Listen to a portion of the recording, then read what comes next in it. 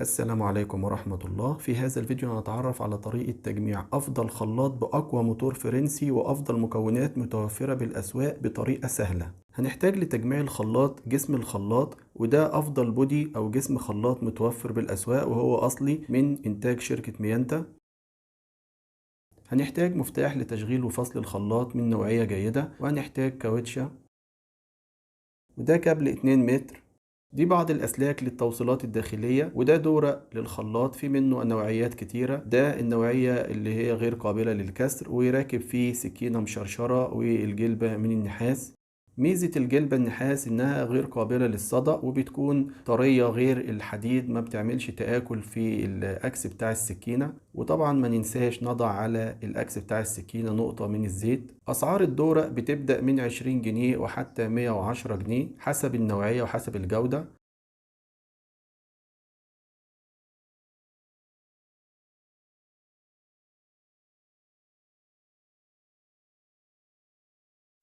علشان نتأكد إن المفتاح من نوعية جيدة، هنختبر أطراف المفتاح بالمغناطيس علشان نتأكد إنها من النحاس وليست من الحديد. ودي قطعة من المغناطيس هنلمسها لأطراف المفتاح، وكده المفتاح من النحاس. وهنتأكد من الترامل علشان الحديد في التوصيلات الكهرباء هيعمل مشكلة.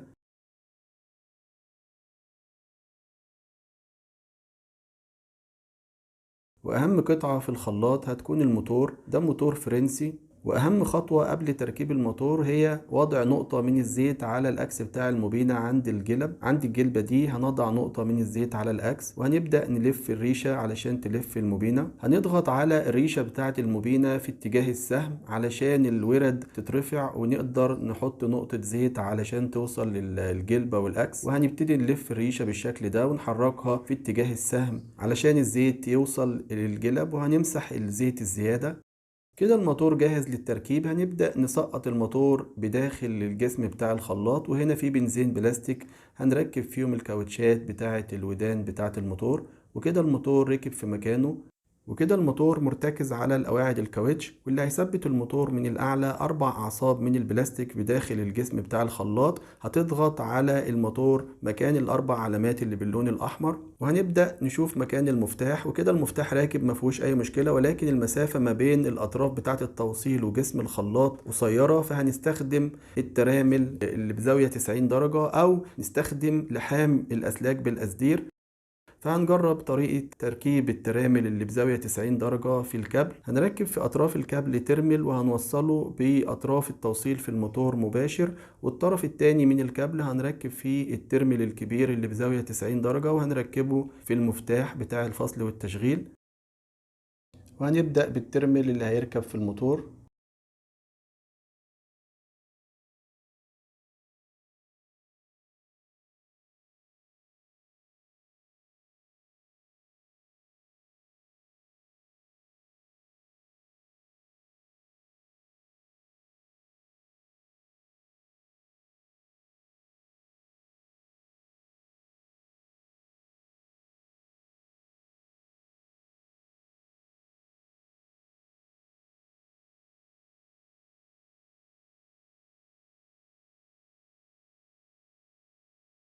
هنركب قطعة من الهيت شرينك أو الريكم على كل ترمل هنركبه علشان نعزله.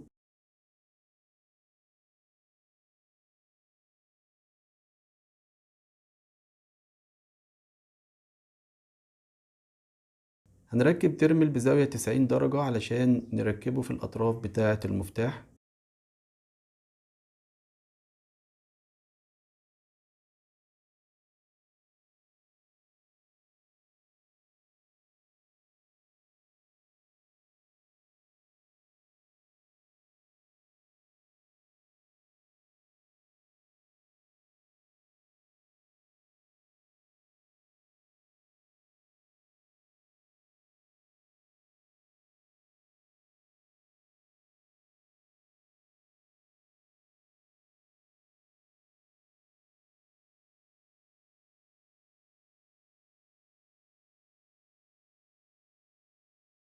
كده الترمل ركب في السلك تمام. هنركبه في الطرف بتاع المفتاح، وهنجرب المفتاح ونشوف هل الترمل هيكون مضايق في التركيب مع جسم الخلاط البلاستيك، ولكن هنا هنمسك طرف المفتاح بالبنسة علشان نتني الترمل النحاس ده، علشان شكله هيكون طويل وهيكون مش مناسب للتركيب في الخلاط. هنبتدي نركب الترمل في البودي بتاع الخلاط، ولكن هنا انا وجدت ان الترمل ده مش هيكون فعال ومش هيكون مناسب، فانا هستبعد الترمل ده وهستخدم الطريقة المفضلة، وهي لحام الاطراف بتاعة السلك في الاطراف بتاعة المفتاح.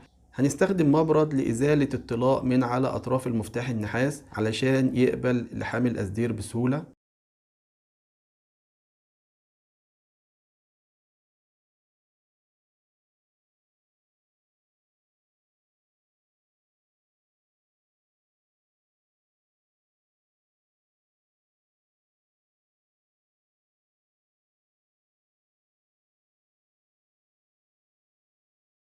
كده ركبنا طرف الكابل في المفتاح وربطناه، وهنستخدم كاوية لحام الأسدير في تثبيته، ولكن هنحتاج قطعة من السلك علشان نلحم المفتاح السلكين مع بعض.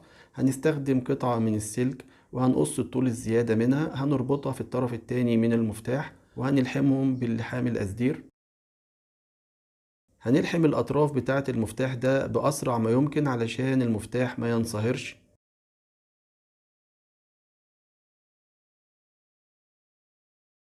كده لحمنا الطرف الأول، هنلحم الطرف بتاع السلكة اللي باللون الأزرق.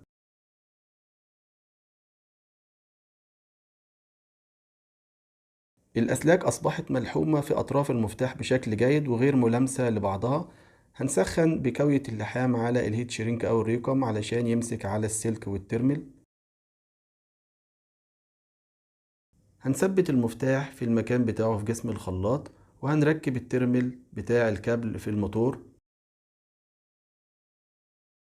الكابل علشان نثبته في جسم الخلاط ولما نشد الكابل ما يتشدش من الموتور او من المفتاح، بيكون ليه مكان لتثبيته بيبات فيه الكابل بالشكل ده، عبارة عن زجزاج بيدخل السلك من تحت ويطلع من فوق زي غرزة الخيط كده او زي غرزة الخياطة، وبيكون ثابت. وهتشوفوا دلوقتي لما نشده مش هيتشد من المفتاح ولا الترمل اللي راكب في الموتور.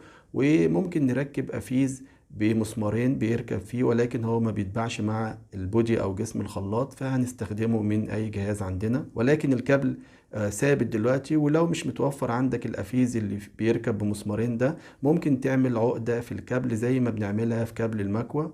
ولكن القفيز هنا موجود عندي ومتوفر بمقاسات مختلفة، وهنا ركبنا القفيز ومعاه المسمارين المناسبين للثقوب.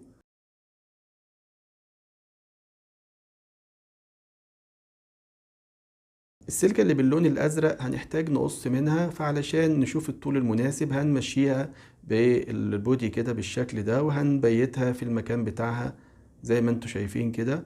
ونكون عاملين قطعة زيادة، يعني ما نكونش مادين السلك قصير، نخليه فيه طول شوية علشان لو في أي صيانة في المستقبل ما نحتاجش نغير السلكة. وهنقطع السلكة ونركب فيها ترمل بعد تقشيرها.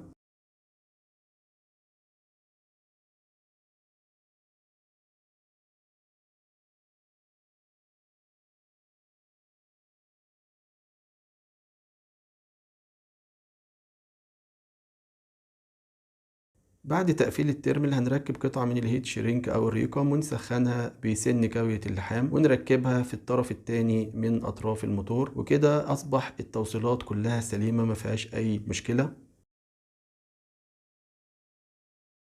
كده الأسلاك سليمة ما فيهاش أي مشكلة وطولها مناسب، والمفتاح قاعد في مكانه، مفيش أي إعاقة ما بين المفتاح وما بين جسم الخلاط، والموتور مرتكز على القواعد الكاوتش بشكل سليم.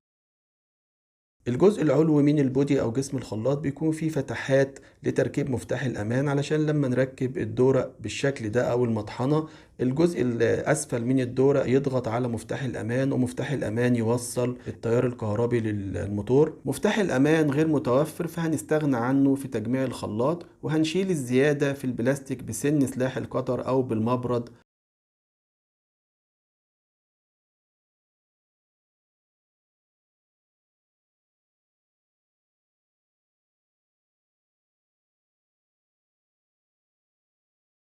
كده هنجمع الجزء العلوي من جسم الخلاط او البودي، وهنربط الاربع مسامير اللي بالاسفل.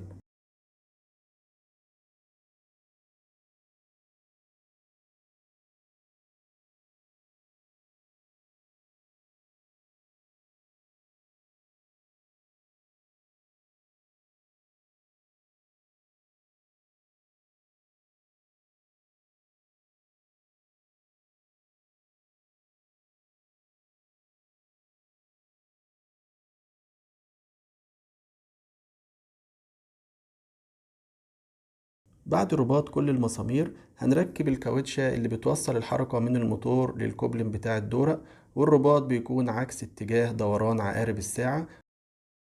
هنستخدم مفك عادة رفيع وهندخله من فتحات التهوية اللي بأسفل الخلاط لحد ما يوصل للريشة، وهنثبت الريشة ونلف الكاوتشة لآخر لفات للرباط لحد ما تتوقف، وكده الكاوتشة مربوطة بشكل جيد. هنختبر الخلاط والتوصيلات على لوحة الاختبار، وهنوصل الكابل بتاع الخلاط على الفيشة بتاعة السيريا أو لمبة الاختبار.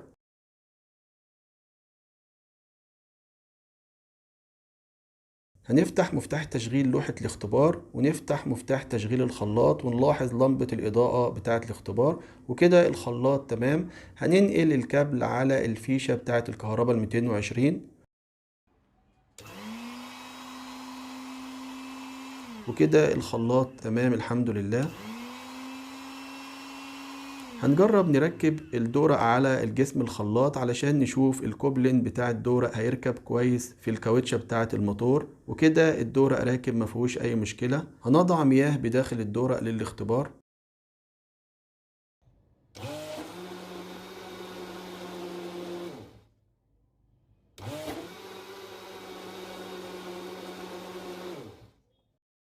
وكده الحمد لله بفضل الله خلصنا الفيديو. لو استفدت منه اعمل له لايك واعمل له مشاركة علشان الكل يستفيد، ولو اول مرة تزور القناة اعمل اشتراك وفعل زر الجرس علشان يوصلك اشعارات بكل الفيديوهات الجديدة بإذن الله. والسلام عليكم ورحمة الله.